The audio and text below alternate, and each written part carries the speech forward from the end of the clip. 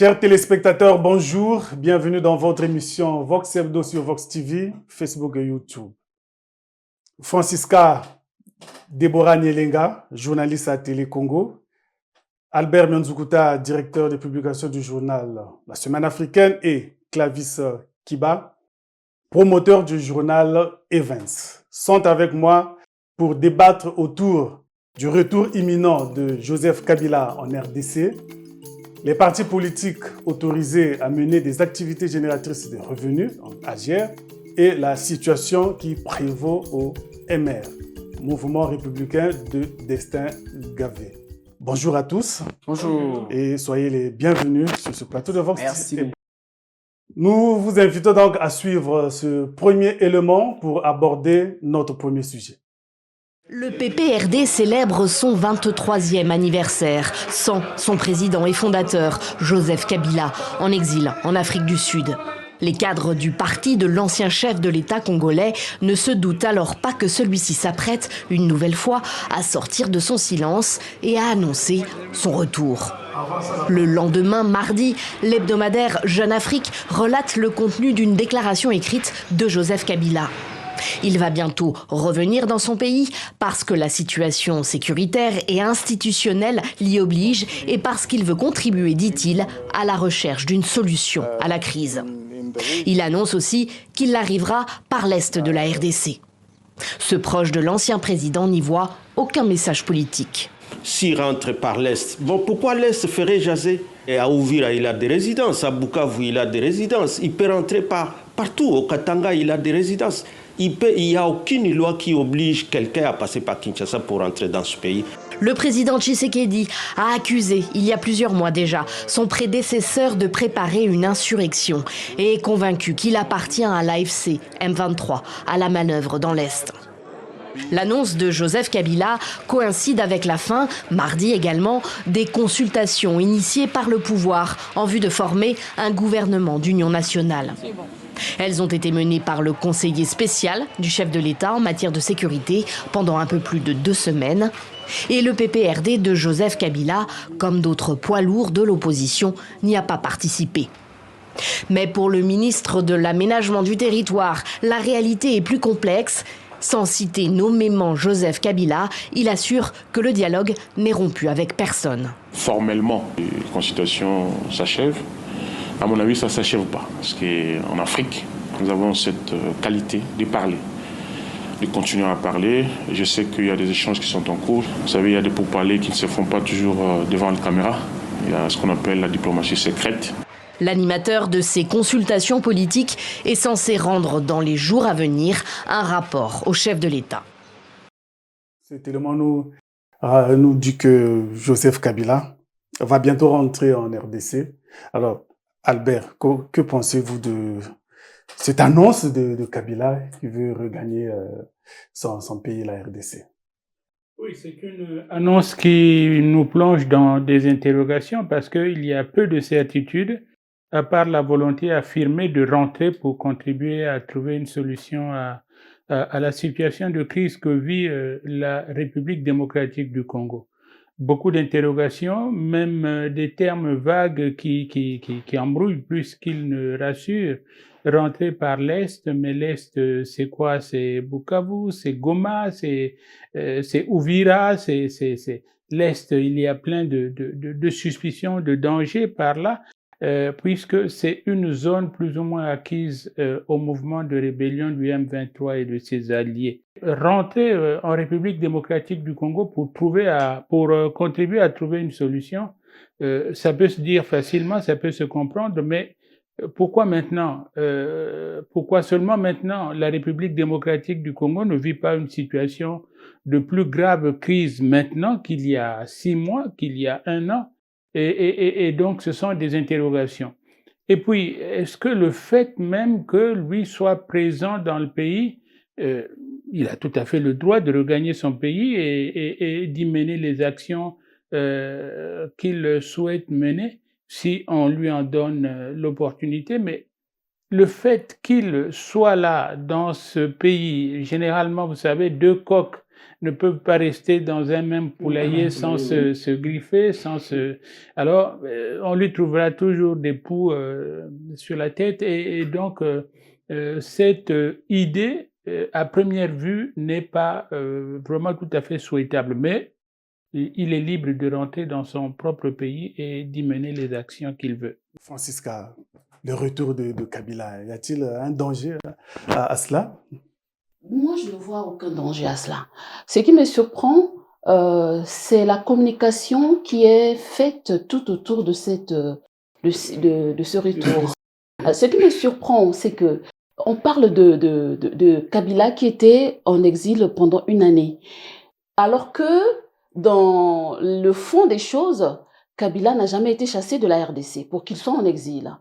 Il est resté dans son pays autant d'années et la vérité c'est qu'il était parti en Afrique du Sud pour soutenir une thèse de doctorat. Donc il faut pas parler d'exil. Et je suis surprise de constater que dans d'autres médias, on reprend le même narratif, il était en exil.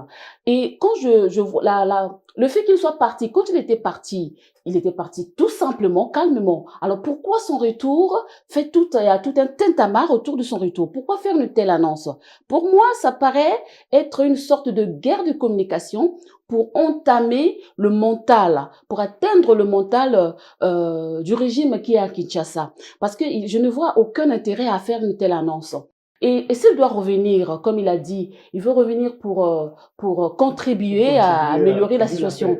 Mais ce n'est que normal. C'est un Congolais comme tout autre, s'il peut venir apporter sa contribution pour arranger cette situation avec la rébellion, ben, pourquoi pas, c'est une bonne chose. Ok, oui, Albert, on laisse d'abord Clavis. Le tour de Kabila, pourquoi ça fait tant parler? Ça fait parler. Oui. Bon, ça fait parler parce que Kabila, c'est d'abord un acteur politique qui est mystérieux. Son retour, ça fait parler parce que Kabila a été accusé d'être de mèche avec la rébellion. N'oublions pas que dans un passé un peu plus lointain, Kabila aussi était un rebelle. Donc, il connaît le langage des rebelles. Et quand il décide de rentrer par l'Est, justement parce que lui se sent plus en sécurité à l'Est qu'à Kinshasa. Parce que Kinshasa est contrôlé par Tshisekedi et l'Est par des rebelles qui se sont un peu plus proches de lui. Lorsqu'on a lancé son retour, on a vu Nanga réagir. Nanga qui a réagi, il a dit nous serons heureux de le recevoir. Donc je crois que le retour de Kabila, c'est pour se préparer à revenir aux affaires. Ok, c'est pour se voilà. préparer. Oui, non, c'est Albert qui voulait réagir. Oui, non, simplement une petite précision. C'est-à-dire que le départ, oui, c'est un taiseux. Nous le savons, il parle pas trop. Il n'est pas le Matalana de tous les autres. C'est vrai. Mais n'oubliez pas quand même qu'il y a eu de graves incidents avant je dirais pas expulsion, mais avant son départ de la République démocratique du Congo. À Kingakati, sa résidence à Kinshasa avait été attaquée, portail éventré et tout ça, pour un taiseux, pour quelqu'un qui, à cette époque-là, n'avait pas encore prononcé un mot en faveur ou en défaveur de Tshisekedi. C'était déjà un signal d'alarme inquiétant. Donc, il y a ça. Et d'autre part, de la bouche même du président Félix-Antoine Tshisekedi Tshilombo, nous avons appris le chef de cette rébellion du M23, c'est Kabila. C'est-à-dire qu'il n'a pas mis la forme pour donner à suspecter, à imaginer, etc. Pour lui, c'était ça. Alors bon, voilà. Je voudrais rebondir. Effectivement, Clavis l'a dit, je voudrais corriger quelque chose qu'il a dit, que Kabila a rompu avec Tshisekedi. Non, c'est pas Kabila qui avait rompu. C'est plutôt le président Tshisekedi qui avait rompu en formant son union sacrée et en mettant en minorité Kabila, et Kabila n'a pas vu d'autre moyen que de se retirer. Il faut également ajouter à tout ce que nous venons de dire que le retour de Kabila aussi est stratégique, comme oui, l'ont dit, est stratégique. Pourquoi? Parce que nous allons nous souvenir que la venue au pouvoir, la prise de pouvoir par le président Tshisekedi a été fait par compromis à l'africaine. C'est pas moi qui le dis. On se souvient encore de la prise de bec qu'il y avait eu lieu entre le président Emmanuel Macron et le président Tshisekedi lors de leur conférence de presse conjointe à Kinshasa. Suite à cette prise de bec, le président français avait lâché une bombe en disant que l'accession au pouvoir du président Tshisekedi a été faite suite à un compromis à l'africaine. Et vous vous souviendrez que quand le président Macron a largué cette bombe, le président Tshisekedi n'a pas fait mieux que de hisser le pavillon blanc. Alors, s'il y a eu un deal entre Kabila et Tshisekedi, il y a eu trahison par la suite. Et donc, le fait que Kabila annonce son retour de cette façon-là, et par l'Est, comme je l'ai dit tantôt, c'est pour entamer le mental du régime de Kinshasa. Et c'est comme une sorte d'avertissement, une sorte d'avertissement que j'arrive, et c'est un langage codé en fait, qui dit à Tshisekedi, tu sais ce que je sais, et nous savons. Donc c'est ça. D'accord. Kabila, selon Francisca, donne donc l'ancien message. Oui, c'est un code, en fait. Ok. Nous allons suivre la situation et chacun de nous sera informé de ce qui adviendra après que Kabila ait mis le pied en RDC. On verra la suite des événements. Nous allons malheureusement passer à notre deuxième sujet et je vous invite à suivre cet élément. Les difficultés vécues par les partis politiques pour financer leurs actions ont préoccupé le député Fernand Sabaye qui a initié une proposition de loi organique modifiant et complétant quelques dispositions de la loi du 12 mai 2017 pour favoriser le financement des partis politiques. Après l'Assemblée nationale, le Sénat a aussi examiné et approuvé cette proposition de loi en plénière. Le financement des partis politiques tel que prévu dans les modalités de la loi suscitée s'est avéré insuffisant. Aussi, la proposition de loi vise-t-elle à élargir le potentiel financier des partis politiques par la modification, le complétement des articles 1er, 25, 27 et 39 de la loi numéro 20-2017. Pour l'auteur de la loi, encouragé par le gouvernement, il est important d'autoriser les formations politiques de créer voire développer des activités lucratives et socioculturelles pour assurer leur fonctionnement optimal. La proposition de loi vise simplement à améliorer les performances de financement des partis politiques. Le financement autorisé par la loi peut être scindé en deux grandes catégories. Il y a le financement public et le financement privé. Dans le financement privé, vous avez les contributions des membres des partis, vous avez des dons et legs, et nous avons ajouté une dimension supplémentaire, c'est-à-dire les activités génératrices de revenus. Parce que nous avons constaté que les allocations publiques ne permettent pas de couvrir les besoins de financement. Sur les 45 partis politiques répertoriés dans le pays, seulement 20 bénéficient des subventions de l'État, dont environ 72% accordées actuellement au Parti congolais du travail, parti au pouvoir. Depuis 2023, ces subventions annuelles ont triplé, passant de plus de 200 millions à plus de 600 millions de francs CFA.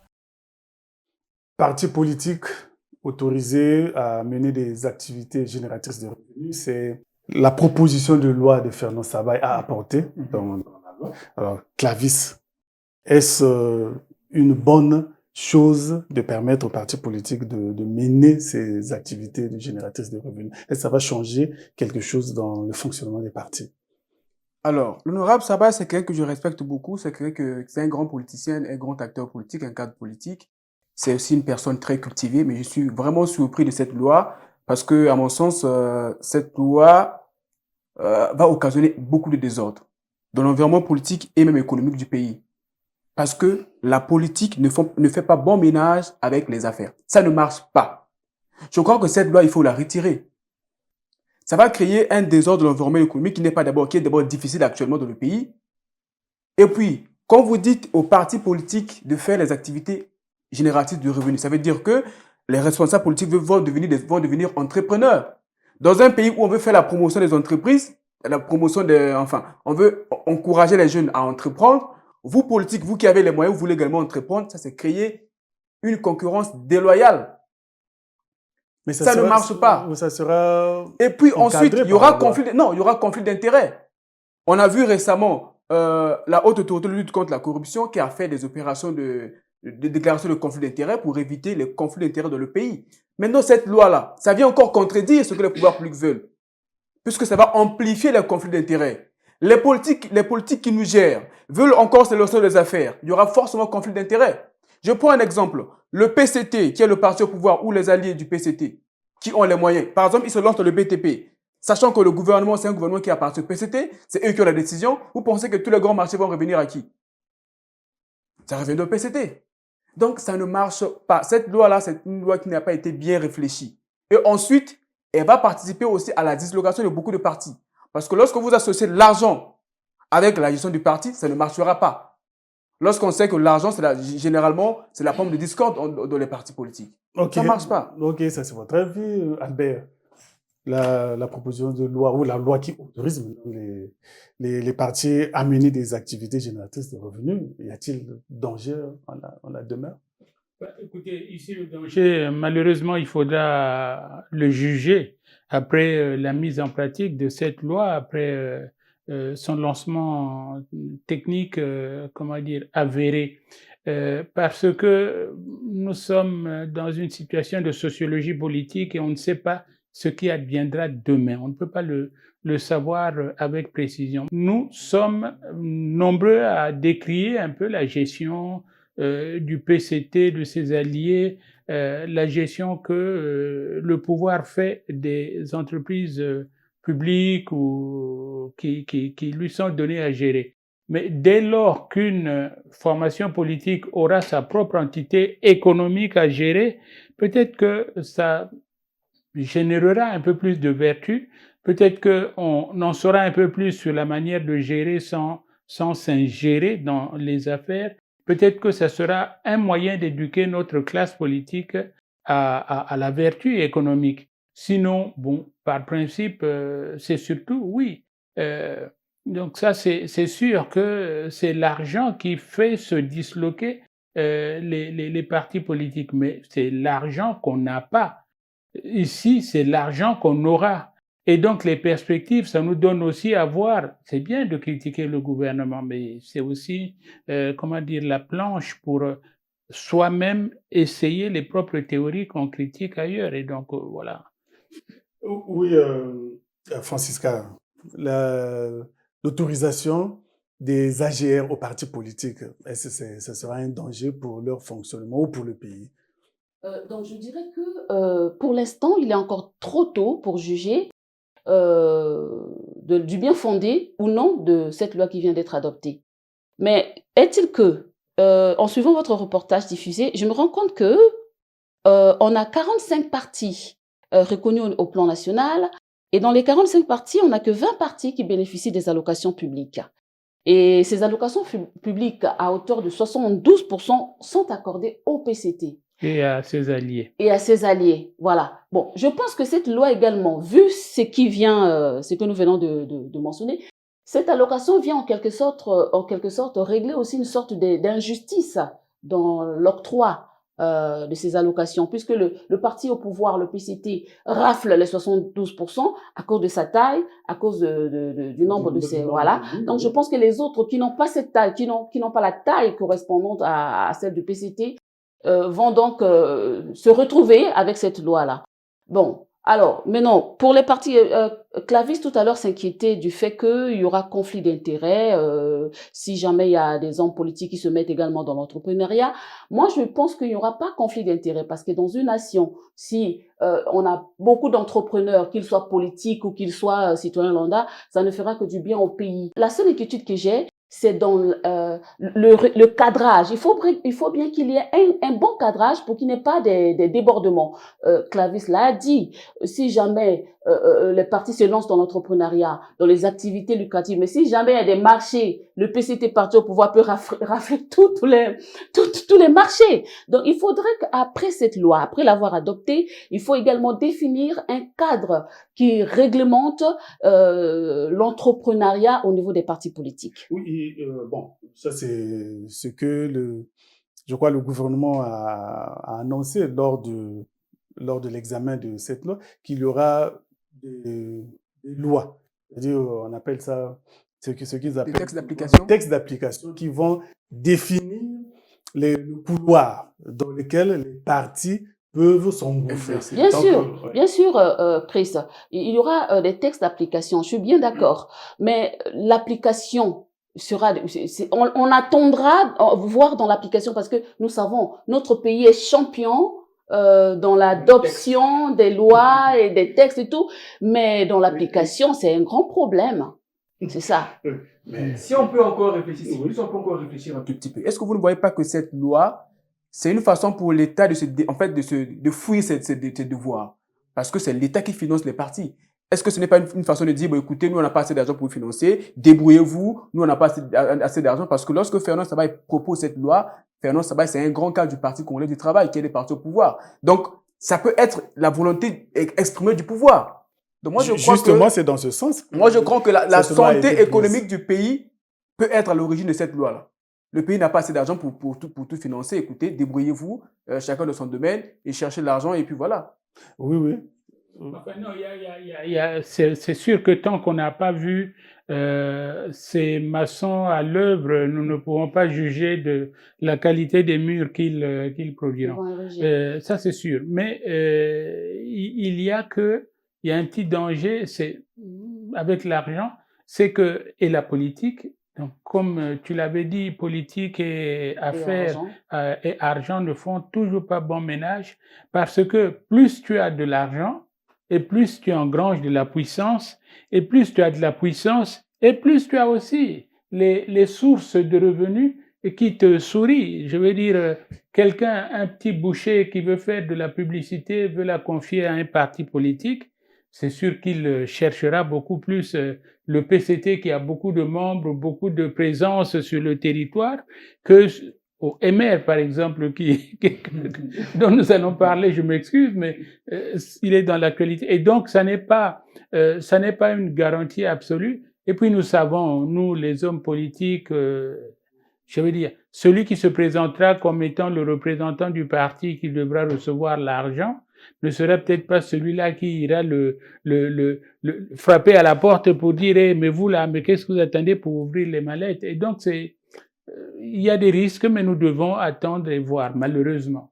Oui, cette loi interdit aux partis politiques de se distribuer les revenus entre membres. Mais ce n'est pas déjà une bonne disposition? Une bonne disposition, mais après, il faut voir de la faisabilité. Si, par exemple, les partis politiques organisent des activités génératives de revenus, ça veut dire qu'ils vont payer les militants qui vont exercer ça. Ça veut dire que les partis politiques vont devenir comme les entreprises. Ils vont ouvrir les entreprises et payer les agents.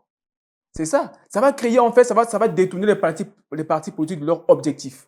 Moi, je ne partage pas cet avis. Oui, moi, je crois que ça va détourner les partis politiques de leur objectif. D'accord, oui, Francis Gall. Je pense que ça pousse à détourner les partis politiques de leur vision. Non, je ne pense pas. Et je ne pense pas que si jamais les partis politiques se mettent à entreprendre, il n'y aura que des militants qui vont être... les militants de leur parti qui vont exercer ou bien être engagés. Non, je ne pense pas que ce sera comme ça. Moi, je pense que, comme le vieux Albert l'a dit, il faut attendre d'abord. Il faut d'abord attendre de voir l'application. Nous ne savons pas encore. Peut-être que les textes d'application qui vont être pris après vont définir le genre d'activité que les partis politiques peuvent entreprendre. Parce qu'on peut pas laisser, je pense qu'on ne peut pas laisser le champ libre aux partis politiques d'entreprendre dans tous les domaines qui leur paraît, enfin, qui leur plaisent, quoi, qui leur plaît. Mais je pense que dans les textes à venir, il y aura une définition ou bien une orientation particulière sur les domaines dans lesquels les partis peuvent exercer. Oui, dans cette loi, en fait, l'objectif est d'éviter qu'il y ait le blanchiment d'argent, qu'on utilise l'argent de la... Au contraire, ça va accentuer. Ah, comment? Au contraire, ça va accentuer. Vous n'avez pas suivi la réaction des acteurs politiques de l'opposition? Ça va accentuer le blanchiment d'argent, surtout pour les partis qui ont beaucoup de ressources. Les partis au pouvoir qui ont beaucoup de ressources, ils vont injecter l'argent un peu partout. Ça va pas limiter. Au contraire, ça va accentuer le blanchiment d'argent. Je crains que nous fassions un procès d'intention. Ce n'est pas un procès d'intention. Le projet tel que présenté, on peut le commenter comme ça. Parce que analyser, c'est aussi supputer. C'est faire des raccordements. Donc, tel qu'on n'a pas encore les textes d'application, c'est normal qu'on raisonne comme ça. Puisque ce n'est pas encore encadré. Et lorsqu'on suit l'honorable Sabaye parler, il parle justement de la carence d'argent. L'État n'a pas suffisamment d'argent pour financer tous les partis. Donc les partis doivent se débrouiller. Et pour se débrouiller, on doit étudier le marché, voir dans quel secteur ça marche pour investir. Et puis si vous définissez les domaines où on va exercer, ce n'est pas tous les domaines où ça marche. Moi, je crois que si on dit aux partis politiques, on demande aux partis politiques d'exercer, de faire du commerce, on doit laisser le libre arbitre aux partis de choisir le commerce où ça marche.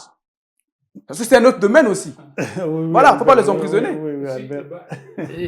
Il nous faut vraiment attendre malheureusement pour voir un peu plus. Parce que si un parti politique comme le PCT, par exemple, dispose de l'importation de l'aliment de bétail ou de la vente d'aliments de bétail, en tant qu'entrepreneur, aliments de bétail sur le périmètre de Brazzaville, il ne faut pas que ce soit un affilié du PCT qui soit là pour vendre les poussins, pour vendre les volaillères, donc vous voyez, pour vendre les œufs, pour obtenir qu'il n'y ait pas des bons bœufs pour le PCT et uniquement le PCT et tout ça, parce que ça crée après donc une espèce de synergie négative. Ça, c'est cela. Mais la loi, moi je dis vraiment, c'est peut-être une loi de bon sens. Il nous faut voir ce qu'elle nous apporte. Si elle abîme trop le pays, ça n'abîmera pas plus que nous ne le sommes maintenant. Et donc voilà, donc un peu de patience. Et je pense... Francis, nous attendons donc les textes d'application pour voir dans quelle direction les partis politiques peuvent s'engager pour mener ces activités génératrices de revenus. Je vous invite à une pause. Nous allons nous retrouver bien après.